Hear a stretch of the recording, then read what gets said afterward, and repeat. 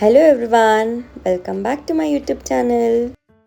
ಒಂದು ಕ್ವಿಕ್ಕಾಗಿ snack recipe ಹೇಳ್ಕೊಡ್ತೀನಿ ಬನ್ನಿ. ಇಲ್ಲಿ ನಾನು ಎರಡು ಇಂಗ್ರೀಡಿಯೆಂಟ್ ಯೂಸ್ ಮಾಡ್ತಾ ಇದ್ದೀನಿ. ಒಂದು ಕಡಲೆ ಬೀಜ ಮತ್ತು ಇನ್ನೊಂದು ಬೆಲ್ಲ. ನಾನಿಲ್ಲಿ ಅಚ್ಚ ಬೆಲ್ಲ ತೊಗೊಂಡಿದ್ದೀನಿ. ನಿಮ್ಮ ಮನೆಯಲ್ಲಿ ಯಾವ ಬೆಲ್ಲ ಇದೆಯೋ ಅದನ್ನೇ ಯೂಸ್ ಮಾಡ್ಬೋದು. ಇವಾಗ ಕ್ವಿಕ್ಕಾಗಿ ರೆಸಿಪಿ ಮಾಡೋಣ ಬನ್ನಿ. ಇವಾಗ ಗ್ಯಾಸ್ ಆನ್ ಮಾಡಿಕೊಂಡು ಒಂದು ಪಾತ್ರೆ ತಗೊಳ್ಳಿ. ಇವಾಗ ಕಡಲೆ ಬೀಜನ ಹಾಕ್ಕೊಂಡು ನಾವು ಡ್ರೈ ರೋಸ್ಟ್ ಮಾಡ್ಕೋಬೇಕಾಗುತ್ತೆ. ಹೈ ಫ್ಲೇಮಲ್ಲಿ ಮಾಡೋಕ್ಕೆ ಹೋಗಬೇಡಿ. ಆದಷ್ಟು ಸಿಮ್ ಇಲ್ಲಾಂದರೆ ಮೀಡಿಯಮ್ ಹೀಟಲ್ಲಿ ಇಟ್ಕೊಂಡು ನಿಧಾನವಾಗಿ ಕಡಲೆ ಬೀಜನ ಹುರ್ಕೋಬೇಕಾಗುತ್ತೆ.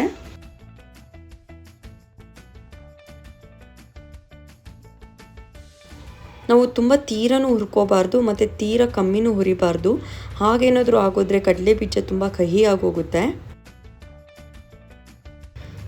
ತಾನಾಗಿ ತಾನೇ ಸಿಪ್ಪೆ ಬಿಟ್ಕೊಳ್ಳೋವರೆಗೂ ಹುರಿದ್ರೆ ಸಾಕು, ಪರ್ಫೆಕ್ಟಾಗಿರುತ್ತೆ. ಇವಾಗ ಕರೆಕ್ಟಾಗಿ ಫ್ರೈ ಆಗಿದೆ. ಇವಾಗ ನಾನು ಇದನ್ನು ಸಪ್ರೇಟಾಗಿ ತೊಗೊಂಡು ಸ್ವಲ್ಪ ಆರಿದ ಮೇಲೆ ನಾನು ಸಿಪ್ಪೆಗಳನ್ನ ರಿಮೂವ್ ಮಾಡ್ಕೊತಾ ಇದ್ದೀನಿ. ಈ ಥರ ಇರಬೇಕು ನಿಮಗೆ. ಇವಾಗ ಈ ಕಡಲೆ ಬೀಜನ ಜಾರ್ಗೆ ಹಾಕ್ಕೊಂಡು ಸ್ವಲ್ಪ ರಫ್ ಗ್ರೈಂಡ್ ಮಾಡ್ಕೊಳ್ಳೋಣ. ಯಾವುದೇ ಕಾರಣಕ್ಕೂ ಸ್ಮೂತ್ ಗ್ರೈಂಡ್ ಮಾಡ್ಕೋಬೇಡಿ.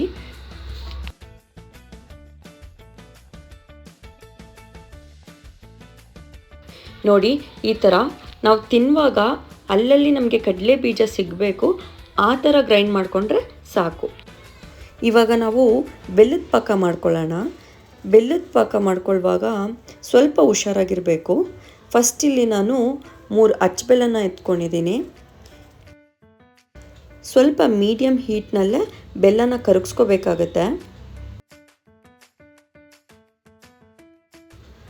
ಬೆಲ್ಲ ಕರಗ್ತಿರುವಾಗ ಸ್ವಲ್ಪನೇ ನೀರು ಆ್ಯಡ್ ಮಾಡಿಕೊಂಡ್ರೆ ಬೆಲ್ಲ ಕಂಪ್ಲೀಟಾಗಿ ಕರಗುತ್ತೆ.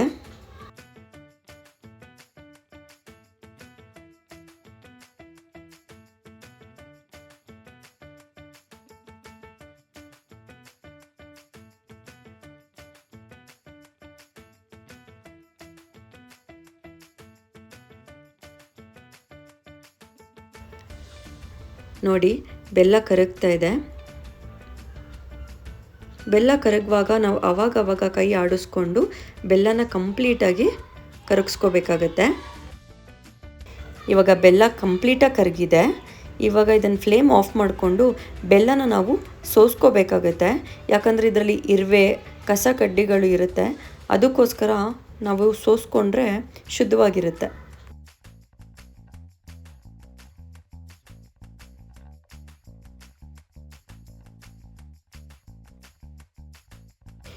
ಇವಾಗ ಅದೇ ಪಾತ್ರೆಗೆ ಬೆಲ್ಲದ ನೀರನ್ನು ಹಾಕ್ಕೊಂಡು ಪಾಕ ಬರೋವರೆಗೂ ಅದನ್ನು ಬಾಯ್ಲ್ ಮಾಡಬೇಕು. ಪಾಕ ಬಂದಿದ್ದೋ ಇಲ್ವಂತ ನೋಡೋದಕ್ಕೆ ತಟ್ಟೆಗೆ ನೀರು ಹಾಕ್ಕೊಂಡು ಆ ಬೆಲ್ಲದ ಪಾಕದ ನೀರನ್ನು ಹಾಕ್ಕೊಂಡ್ರೆ ನಮಗೆ ಗೊತ್ತಾಗುತ್ತೆ. ನೀರಲ್ಲಿ ಆ ಪಾಕ ಮುಟ್ಟಿದಾಗ ನಮ್ಮ ಕೈಗೆ ಪಾಕ ಅಂಟಿಸ್ಬೇಕು.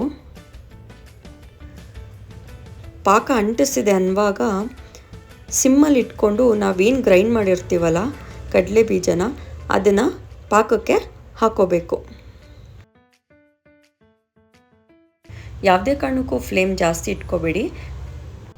ಇವಾಗ ಒಂದು ತಟ್ಟೆ ತೊಗೊಳ್ಳಿ. ತಟ್ಟೆಗೆ ತುಪ್ಪ ಹಾಕ್ಕೊಂಡು ಸ್ಪ್ರೆಡ್ ಮಾಡ್ಕೊಳ್ಳಿ. ಇವಾಗ ಆ ತುಪ್ಪ ಹಾಕಿರೋ ಪ್ಲೇಟಿಗೆ ನಾನು ಇದನ್ನು ಈವನ್ ಆಗಿ ಸ್ಪ್ರೆಡ್ ಮಾಡ್ಕೋತಾ ಇದ್ದೀನಿ. ಯಾವುದೇ ಕಾರಣಕ್ಕೂ ಕೈ ಯೂಸ್ ಮಾಡೋಕ್ಕೆ ಹೋಗ್ಬಿಡಿ, ತುಂಬ ಬಿಸಿ ಇರುತ್ತೆ. ಈವನಾಗಿ ಸ್ಪ್ರೆಡ್ ಆದಮೇಲೆ ಒಂದು ನೈಫ್ ತೊಗೊಂಡು ನಿಮಗೆ ಯಾವ ಶೇಪ್ ಬೇಕೋ ಆ ಶೇಪಲ್ಲಿ ಕಟ್ ಮಾಡ್ಕೊಳ್ಳಿ. ಆವಾಗ ಡ್ರೈ ಆದಮೇಲೆ ನೀವು ಅದನ್ನು ತೊಗೊಳ್ಳೋದಕ್ಕೆ ತುಂಬ ಈಸಿಯಾಗಿರುತ್ತೆ.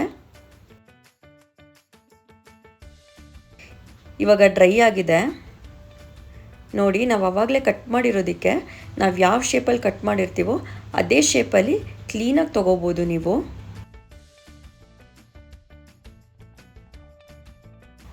ತುಂಬ ಚೆನ್ನಾಗಿ ಬಂದಿದೆ.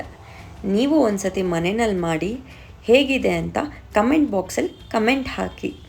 Thank you.